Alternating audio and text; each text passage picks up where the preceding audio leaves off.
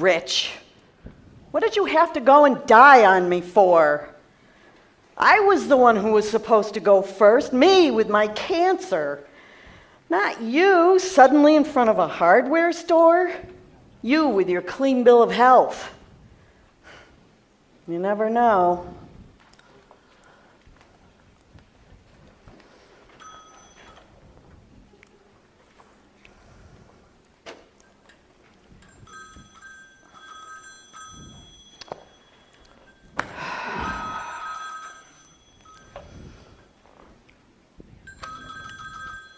Hello. Hi, Nita. This is Mary Bridgewater, you know, from the library. Oh, yes. Hi, Mary. How you doing? Are you doing okay? Okay, not great, but okay. Are you getting enough to eat?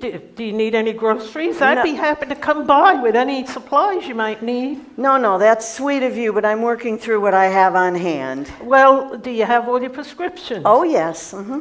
Would you like some company? You must be getting a little lonely, aren't you? No, I need some alone time right now, but thank you for calling. I'm fine. Thanks for calling. Okay, you take care of yourself.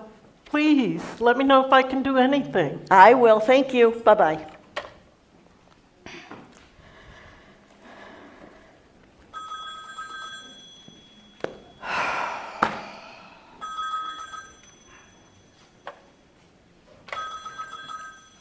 Hello. Hi, Nita. Oh, how are you? Oh, hi, Carol. You know I like to check up on you. I know. Yes. Oh, I'm just thinking and reading. oh, are you? I bet it's the Brothers Karamazov, and you're certainly one of a kind that way. Yes, I'm reading the Brothers Karamazov again, yes, and I think it's the 12th time. You know, sometimes I think fiction is real and real life the escape.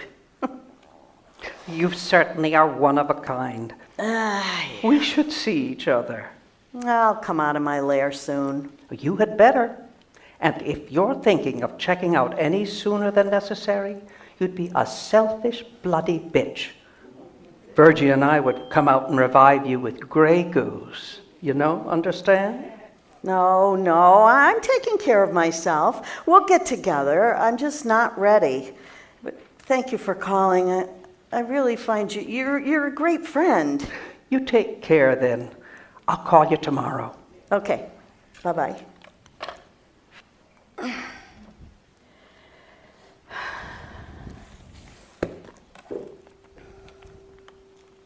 Oh, I didn't mean to startle you. I was looking for a doorbell or something. I knocked on the frame here. I guess you didn't hear me? huh, sorry. I'm here to check out your fuse box, if you can tell me where it is. Oh, sure. All right. Come on in. Oh, never mind about the shoes. It's not like it's raining. Oh, okay. Fuse box is in the cellar. All right. Right down there. I'll turn the light on for you. You'll see it. Thank you. Okay, did you find it okay? Yeah, fine.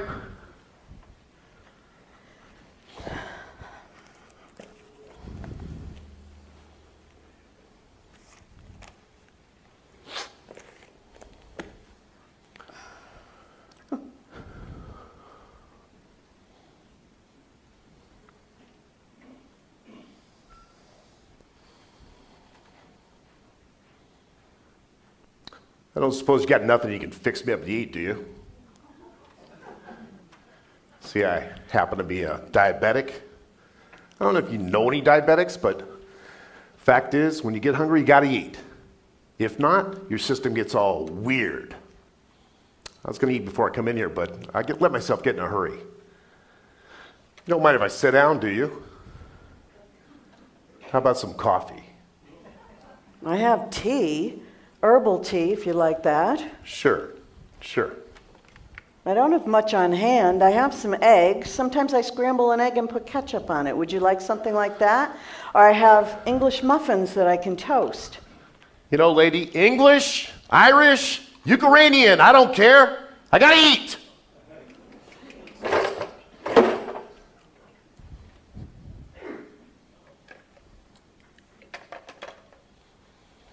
And I like my eggs scrambled wet. All right.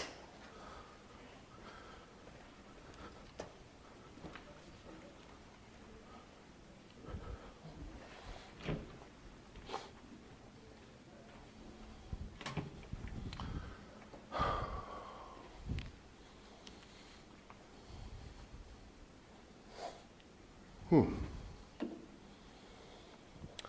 sure is a pretty plate. Oh, mercy me. Look what I've gone and done. That's all right. Must have slipped right through my fingers. Sharp enough to draw blood. I'll get a broom. I don't think so. You're gonna sit right here. You sit there while I eat.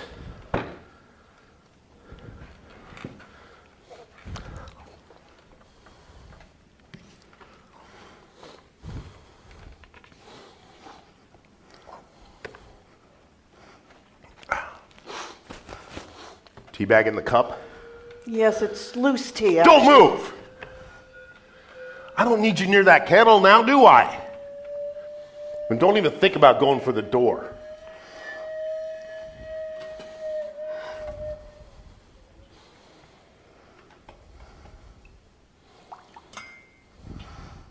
Looks like hay. Is that all you got? I'm sorry, yes.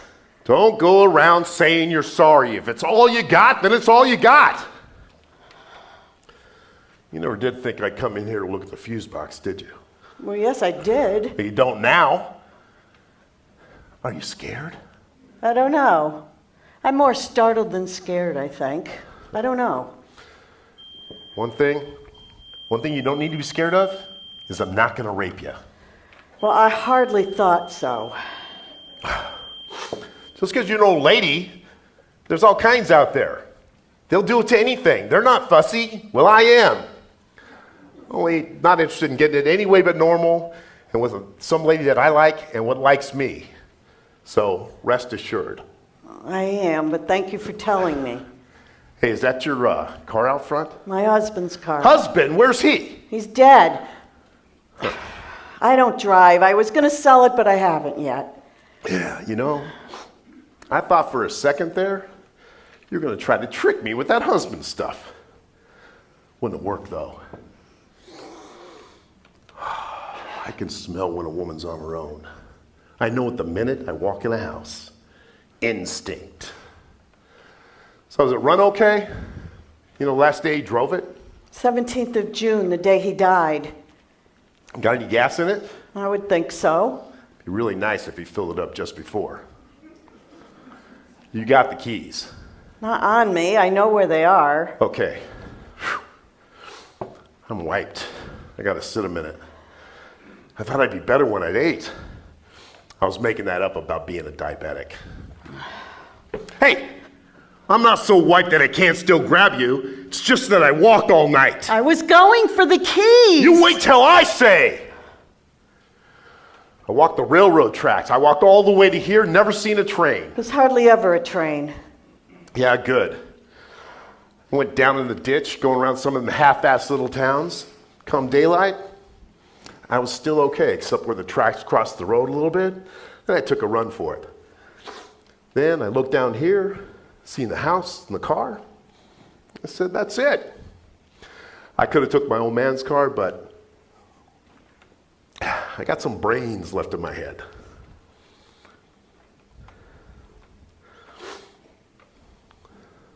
What are you smiling about? I don't know. Was I smiling? I guess you like listening to stories. Hey, you want me to tell you a story? I would rather you leave. I will leave! But first, I'll tell you a story. Here, want to see a picture? That's my mother. That's my dad. That's my sister, Madeleine, in the wheelchair. She was born funny. Nothing no doctors or anybody could ever do for her. And ate like a pig. There was bad blood between her and me ever since I could remember. She was 5 years older than I was, and she was just set out to torment me, throwing anything she can get her hands on and always trying to run me over with a goddamn wheelchair. That must have been very hard for you and for your parents. Ha! They just rolled over and took it. They went to this church, see? And this preacher told them she's a gift from God. They take her to church with them, and she'd freaking howl like an effing cat in the backyard. And they say, oh, she's trying to make music. Well, God fucking bless her. Excuse me. So I wasn't much for sticking around home, you know. I went out and got my own life. I got work. I nearly always got work. I never sat around on my ass drunk on government money. My rear end, I mean. And I never asked my old man for a penny. I'd get up and tar a roof in 90-degree heat, or I'd mop floors in some stinking old restaurant, or grease monkey in some rotten sheeting garage. But I wasn't always up for taking their crap. So I wasn't sticking around too long. That shit people are always handing people like me. I just couldn't take it. I come from a decent home. My dad worked all his life till he got too sick. He worked on the buses. I just wasn't brought up to take crap.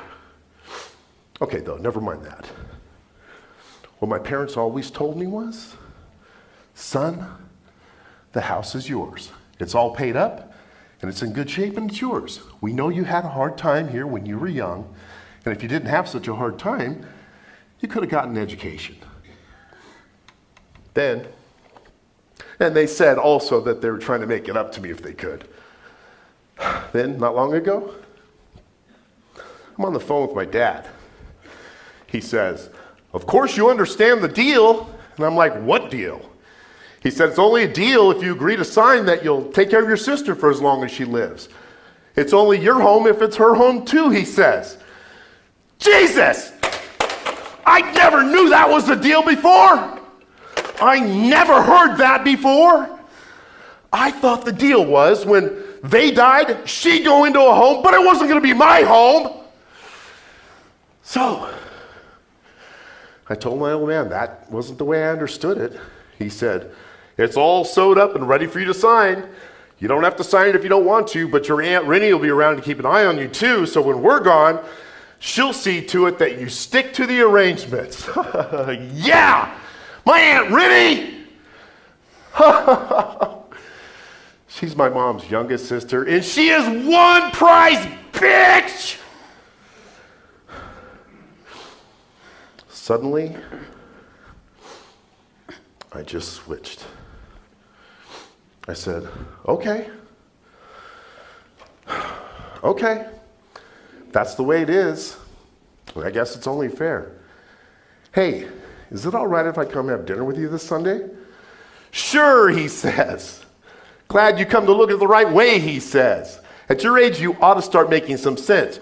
You always fire off too quick, he said. Funny you would say that, I said to myself. So, over I go. And Mom has made chicken. Come over here, I want you to smell the chicken with me. Oh, it's a nice, nice smell when you first get in the house. Come here! Sit here. You're my mama now. So I'm smelling the chicken, and then all of a sudden it hits me. This awful stench, and it's Madeleine. Just her same awful smell. I don't know what it is, but even if Mom washes her every day, it's still there. But I acted nice. I said, this is an occasion. I should take a picture.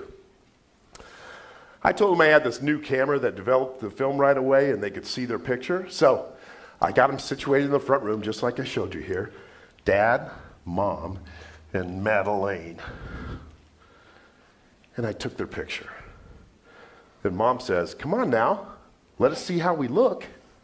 I said, hold on, just be patient, it'll only take a minute. And while they're waiting to see how they look, I pull out my nice little gun here, and bang, bang, bam! I shoot the works of them. Then I took another picture, I went in the kitchen, ate up some chicken, and I didn't look at them no more. So, looky here. That's the before, and that's the after. You know, I could have sat there feeling good for a week. I just felt so relaxed. But I didn't stay past dark. I made sure I was all cleaned up. I went in and finished up the rest of the chicken, and I knew I had to get out. I went by the back lanes. Funny thing though, I thought that chicken inside me would do me for a week. Yet look how hungry I was when I got to you. Hey, I don't suppose you've got anything else to drink, do you? That tea was awful. There might be some wine. I don't know. I don't drink anymore. What are you, AA? No, it just doesn't agree with me. Huh.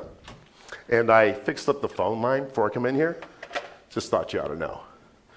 Oh no, this is the good stuff. No screw top. Have you got no corkscrew? Yes, Wait, where? in the drawer. I'll get it.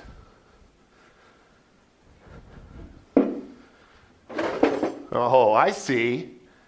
You stay away from this drawer. Plenty of good stuff in here.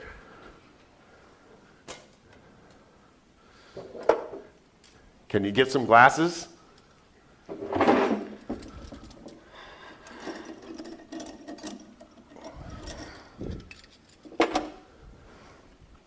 Just very little for me. And me, I gotta drive. I don't want no cop sticking his head in and seeing how I am. Free radicals. What? Free radicals. What's that supposed to mean? It's something about the red wine. Either it destroys free radicals because they're bad, or it builds them up because they're good. I can't remember. Watch out for those knives. They're sharp. Don't start with me. You think I'm dumb? You think I'm nervous? I just think that you haven't ever done anything like this before. Well, of course I haven't. You think I'm a murderer? Yeah, I killed them, but I'm not a murderer. There's a difference. You bet. I know what it's like. I know what it's like to get rid of somebody who's injured you. Yeah? I've done the same thing you did. You never. Huh, don't believe me if you don't want to, but I did it. The hell you did. All right, how'd you do it? Poison. What are you talking about? You make them drink some of this goddamn awful tea or what? It wasn't a them, it was a her. And there's nothing wrong with the tea. It's supposed to prolong your life. Well, I don't want my life prolonged if it means drinking junk like that. And they could find poison in the body when it's dead anyway. I'm not sure that's true of vegetable poisons. And anyway, nobody would have thought to look. She was one of those girls who had rheumatic fever as a child and coasted along on it. Couldn't play sports, couldn't do anything much, always having to sit down and have a rest. Her dying wouldn't be any big surprise. What's she ever done to you, though? She was the girl my husband was in love with. He was going to leave me and marry her, he told me. I had done everything for him. We were working on this house together. He was everything I had. We hadn't even had children because he didn't want them. Well, I learned carpentry, and I was afraid to get up on the ladder, but I did it. He was my whole life, and he was going to kick me out for some useless whiner who worked in the registrar's office. The whole life we worked for was to go to her. Was that fair? How would a person even get vegetable poison? I didn't have to get it.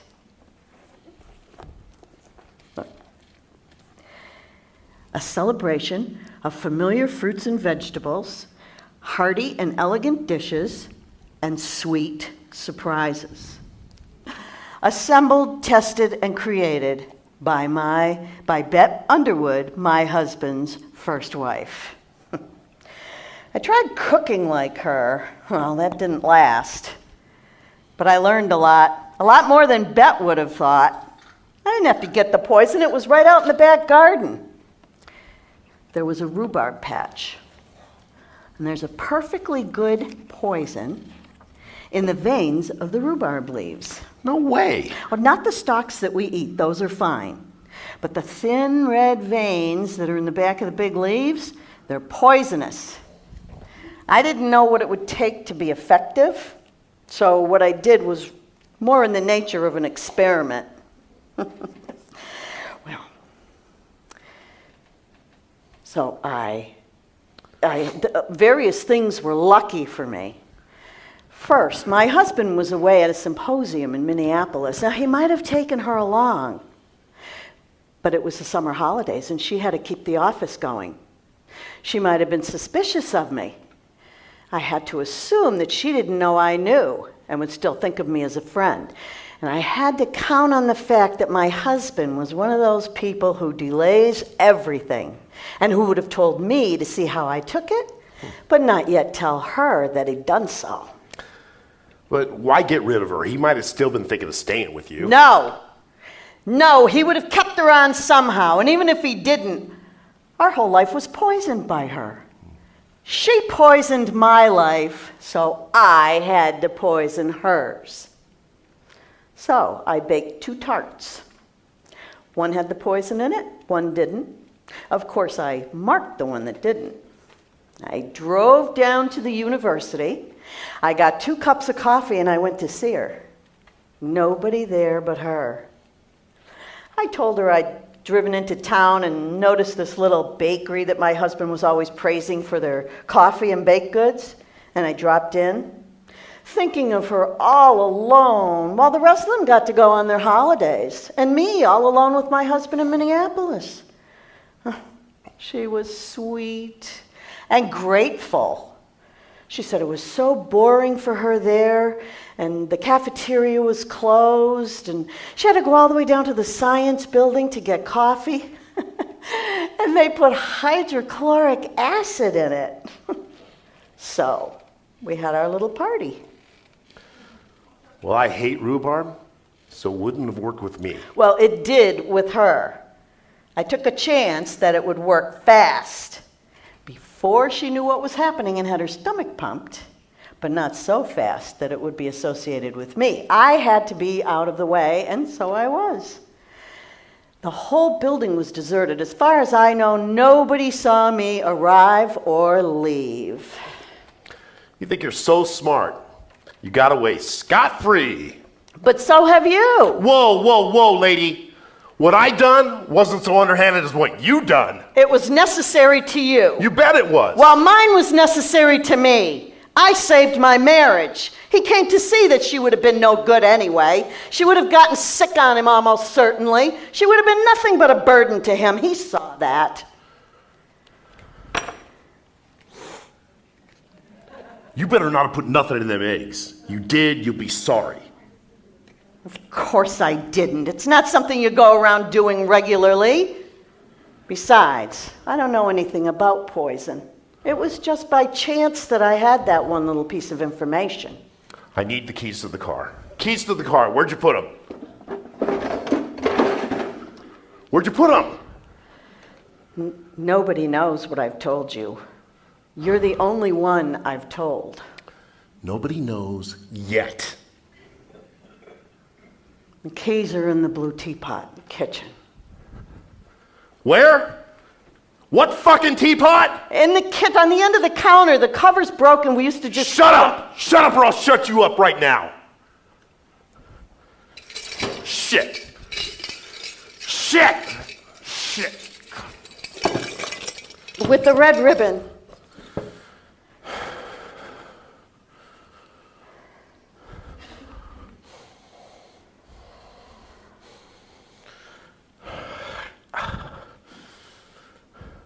What are you going to say about the car? I sold it to a stranger. Right. You sold it to a stranger. That'll work. Thank you. Don't thank me yet. I've got a real good memory. You make sure that stranger looks nothing like me. You don't want them going around graveyards digging up dead bodies. You just remember, a word out of you, and there's going to be a word out of me.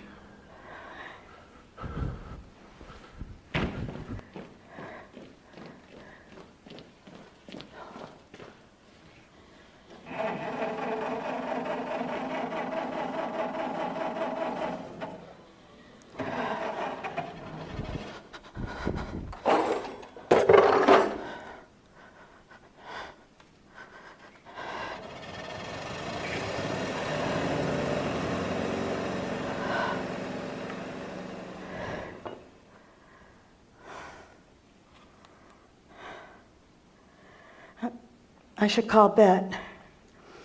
Huh, Rich? I should call your first wife. Dear Bet, Rich is dead and I've just saved my life by becoming you. What does Bet care if my life was saved? There's nobody else worth telling but you, Rich. God, now I know what it is like to really miss you. It's like the air was sucked out of the sky.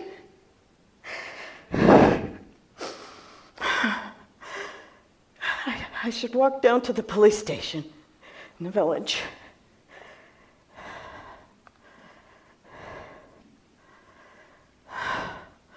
Oh.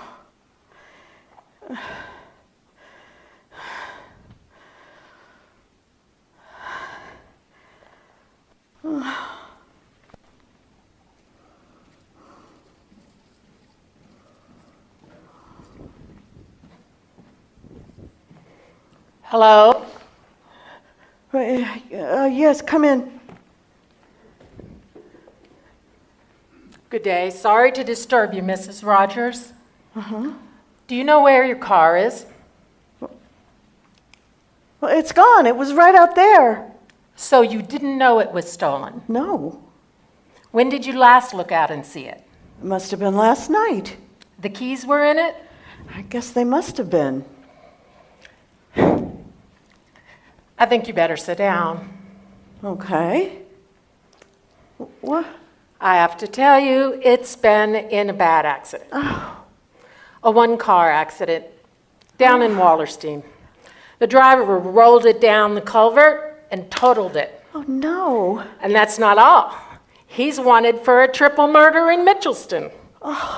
You were lucky you didn't run into him. Was he hurt? Killed. Instantly. Serves him right. You know, you have to take more care, especially as a woman living alone. You can't leave keys in the car, not these days. You never know what might happen. Yes. You never know.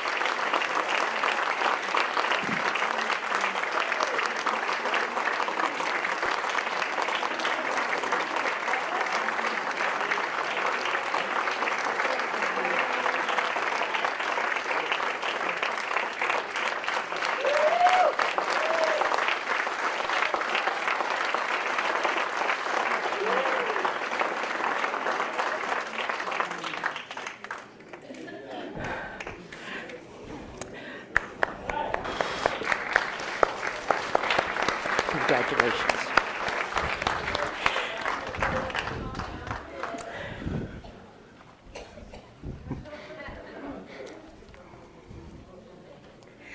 I can't say how proud. I can't say how proud.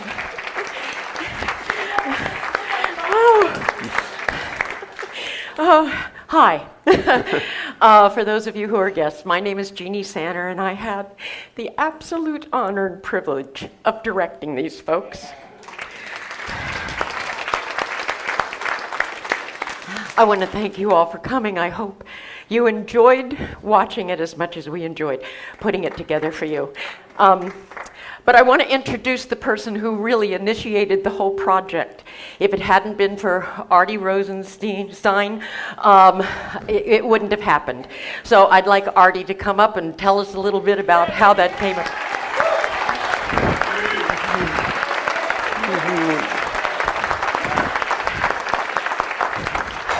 Thank you very much. Thank you all for coming, and it's really been an experience. I got to thank a lot of people, but I'll try to keep it brief.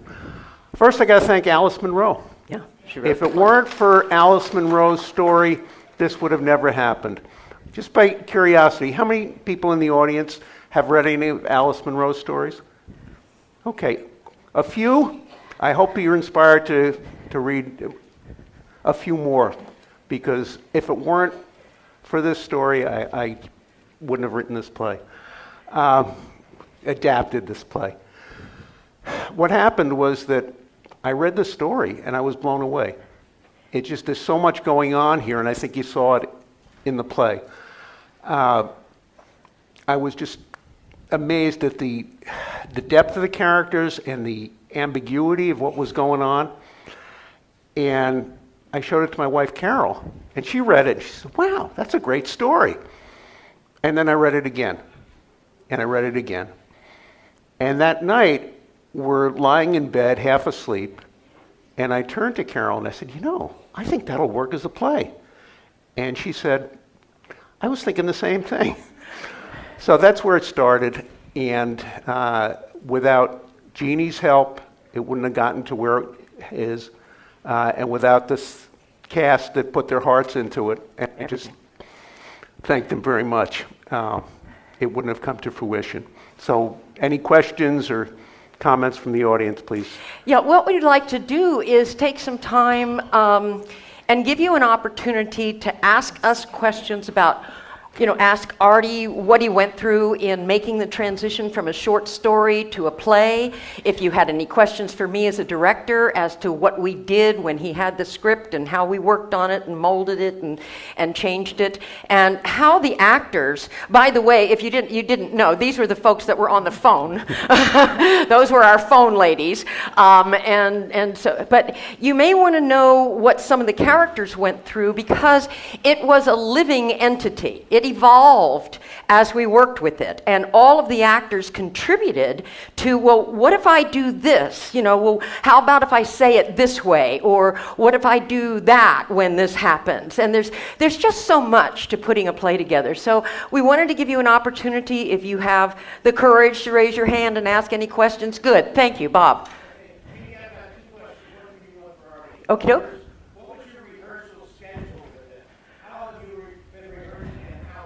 Okay, very good. What would you say? There were like 3 days a week, probably 3 hours or 5 to 6 hours a day, depending. They would come to rehearsal. If everything went well, I scheduled more time for rehearsal than we needed, because I didn't know which way it was going to go. It's easier to let a cast go early than to try to schedule additional rehearsals. So I tend to schedule a little additional time, and so did the rehearsal time show? I hope.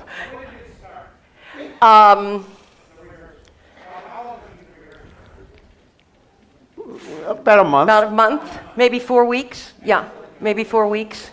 Yeah. I mean, it would be much longer. It's a half-hour show, so it would have been much longer. Yes, Larry.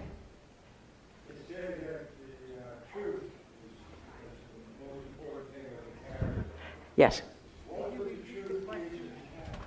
Okay, Larry said that the truth is the most important thing to the characters, but I didn't catch the second part. What was the truth to the characters? The truth, we loved the ambiguity of the characters. And one of the things that was very important, and I hope we succeeded in doing that, not to make Benji's character so frightened and weak in the beginning, because if we did that, we couldn't justify the end when she comes back and makes up that story and has the creative ability to make up the story to get back. So there is this tremendously difficult balance between having this intruder and not knowing what they were going to do, but at the same time trying to be creative and getting out of this alive. And hopefully we succeeded in getting that balance so that you believed her. Did you believe her when she came back with her own story? I'm getting a lot of nods. Thank you. Good for you.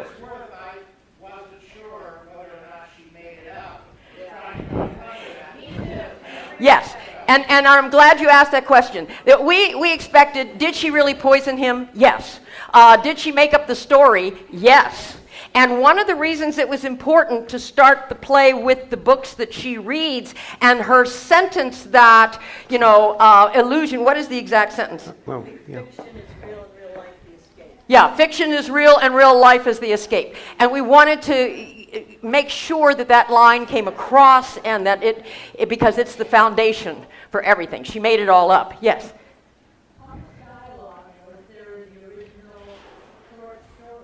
That's a good question. Artie, how much dialogue did we add or I would say detract? that probably 80% of the story, the dialogue is in the play, and maybe an additional 10% was added to make it work dramatically. Yeah. And different people added things. You know, the cast added things, Artie added things, I added things. Yes. This is lovely. I'm loving this. Let me get the person in the back and then I'm coming to you. Okay, I have a question. Do you think, I'm trying to figure out still if she poisoned him that caused the car crash, that he was... Yes. Yes. Yeah.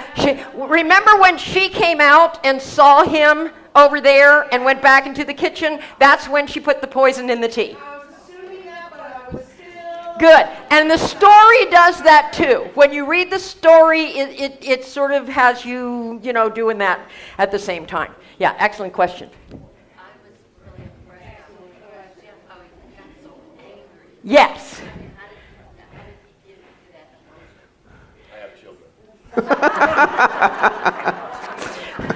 Okay, I'm going to tell a little bit about that, okay? Because when Jeff...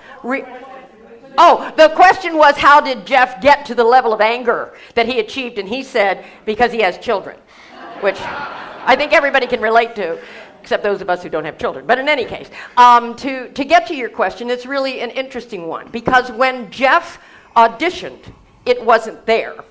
But I saw the potential.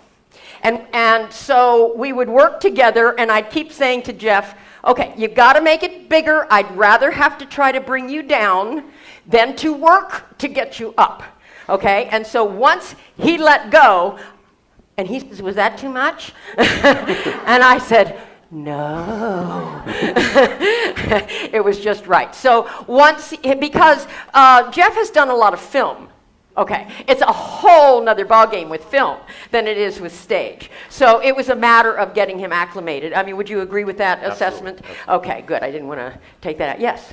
Was this story in the public domain, or did you need to get permission to do an adaptation? Excellent question. History. It is a great question. No, it's not in the public domain. And yes. Well, it is and it isn't. It was in a magazine. Well, it's been published. Yeah, It's been published. but there's still, yeah. Yeah, but it's a recent enough story that's certainly not, it's within copyright. I wrote to Alice Monroe's administrative assistant and said we'd like to stage it for a club meeting in a senior community, and if you have no objections, we'll go forward. Well, and we never heard from them. So we went forward. Good questions. Okay, good. Okay. How long did it take you to do this? To write the first draft? About a week. Well, of sitting down at the computer, but it was probably 2 months of thinking about it. Yeah. Yes. Technically, it's not a public performance, and therefore it's probably not a copyright. Yeah. Thank you. you. Yeah. I hope you're a lawyer. Yes. I'd like to hear from the cast. Good. Tell us, Artie, about the title, Free Radicals. Mm-hmm. How do they interpret the radicals, and how free or not free are they? Okay. Anybody? Don't point at me. You're the one that brings it up in the plays. Yeah, I know, and I never did get there. Okay. All right. First heard about it, I thought it was about politics. And Free radicals. Yeah. Free the radicals! I can understand that during this period of time in our history, but it really, free radicals does have to do with cancer and well-being, and they are radical in their approaches to life, and she is radical in being able to come up with this creative story to save her life.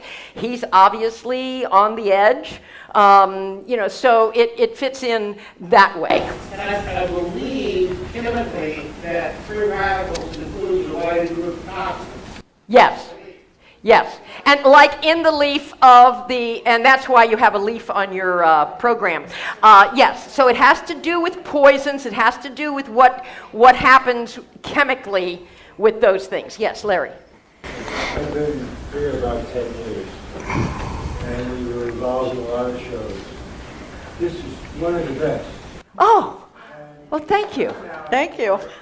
Shows that we should have more of. Of this, yes, I agree. And thank you all for turning out. When somebody first saw the chairs that were set out, they said to me, "What are you thinking?" I don't know. Yes. Do we have to worry about eating rhubarb? No.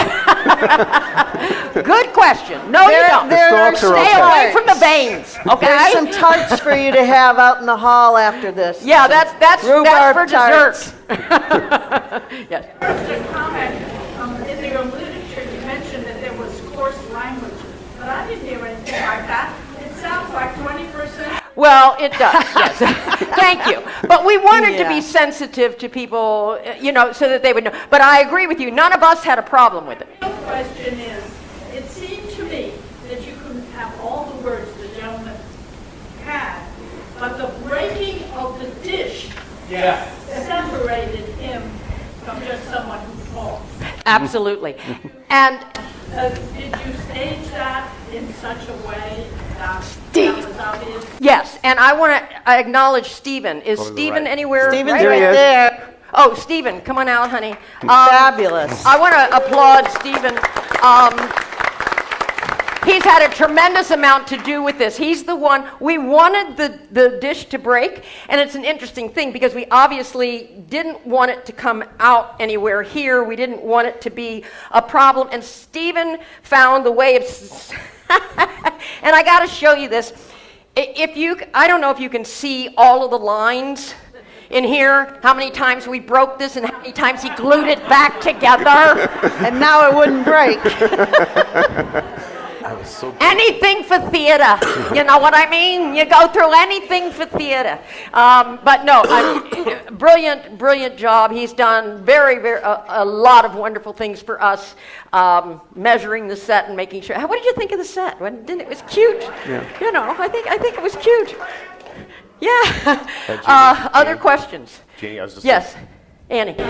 Or my- For the actors, that was an awful lot of dialogue. Oh, yes, it was. And then you said that the rehearsal started about a month ago. Is that when you started learning the dialogue? Yeah. And I was thinking, a lot of dialogue. It's a lot of dialogue. Yes, and one of the things that I think, if you've taken some of the classes that we have in acting, I don't know if you've paid much attention to what's called blocking, which is the movement on the stage. And there was a lot of movement, okay, to keep your attention, to keep it going. It also helps tremendously when you go back, and you almost lost luck, how lucky it got. When you go to a certain spot, it's going to remind you of what you're supposed to say. When you go to another spot, it reminds you of what you're supposed to say. So when, I am a firm believer that you get all of your blocking, all of your movement first, then you learn your lines because the movement helps you learn your lines. Okay? It helps you stay stable. What's the name of the story? Free Radicals. Yeah, we kept the same title. Bob. As I started, I did have a question for Artie. First question for asking my question, my remark is, my favorite play, Pulled by This Time by, is an adaptation of a story by Irvine Jr. And it's by a playwright. And he divorced it. And having heard the question I've been asked, I would suggest, without mentioning the performance, you send your script into the agent slash helper, assistant of the story author, and ask if you could publish a play based on her story. Well, we'll see about that. But anyway, you can talk to Artie afterwards. Yes. I'm president of the club. Oh, good. Real edgy. I had the theater guild come and put on 2 skits for me. This is what I suggest want to see this wonderful Amen. ordinance one time. Amen. Have the other clubs come in and bring them to their clubs to see them. And pay the actors.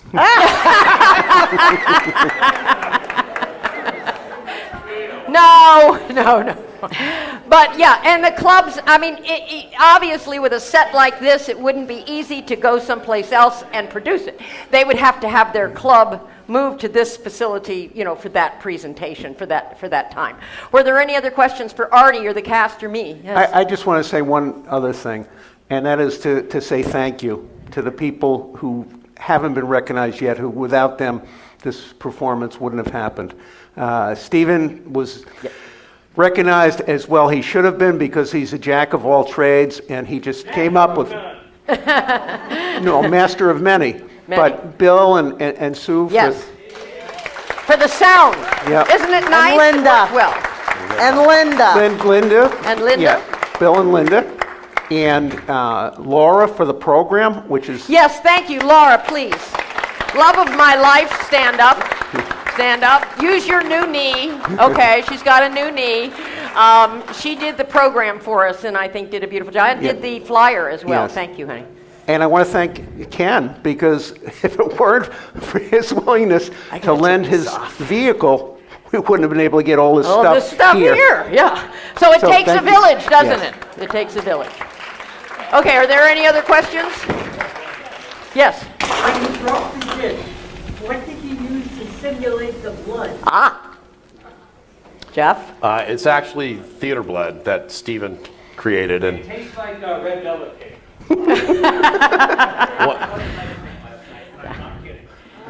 one thing I got to say about the dish is this dish has been broken in thousands of pieces, and of course tonight it didn't break at all. So, Oh, you glued it really well the last time. so for the actors out there, you know, when something like that, I had to actually break off a piece when I reached Oh, good. I didn't know that. down. Wow. Now, it still didn't break. I don't know about that super glue. It kept getting stronger and stronger, probably. I told you it was only good for 7th grade. You know, this has been wonderful. We didn't know whether anybody would ask questions or not, and God bless you very much for participating and being active in what we're doing. Larry? I'm just wondering, how did you feel as actors for the tension within the room? Could you feel the audience? I forgot they were there. Thank you! Thank you! Thank you! Now, notice she looked at me before she answered that question. So is that the truth, or No, do it we- really okay, was. I good. forgot they were there because it was all black, and I was like at a rehearsal and Yeah, just got right doing back it for you. Thank you. Thank you. But yeah, you don't exist if we're doing our job correctly. No matter what's happening, you don't exist. Their world is right here, and it's nowhere else. If we go someplace else, we're breaking character because you don't exist. Any other questions? I want to thank the photographers or the Yes. videographers. Yes. It's Mike and Greg. I don't know. I mean, they're going to have something for us as something to keep for this event. Thank you all very much. God bless you. Let's go eat. And there's no veins that you have to worry about. So yes.